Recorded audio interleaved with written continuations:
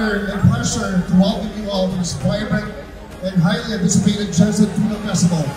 Today, we come together to celebrate not only the remarkable tuna, but also the spirit, culture, and the community of General Santos City, renowned as the tuna capital of the Philippines.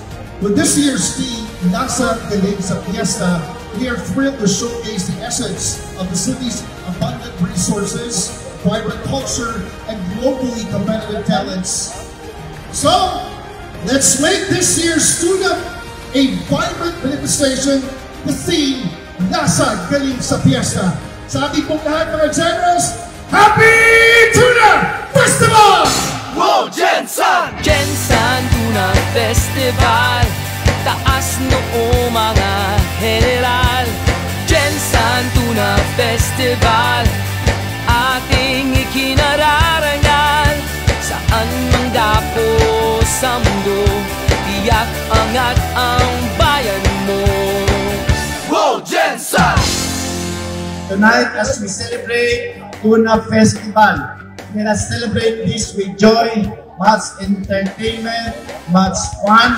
Let us honor our heritage, let us celebrate our achievements, and let us look forward to the future with more promises, more opportunities, not only in the tuna industry, but in all opportunities in life. Wow, Jensen! Jensen Tuna Festival, taas noo mga general. Jensen Tuna Festival, ating ikinararangal.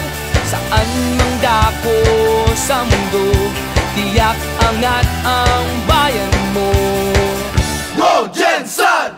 Itaas ang kamay, mga general, ang kalibre mo. The Tuna Festival is a time for us to come as one community, to admire the bounty of the sea, and to celebrate the talents and traditions of General Santos City.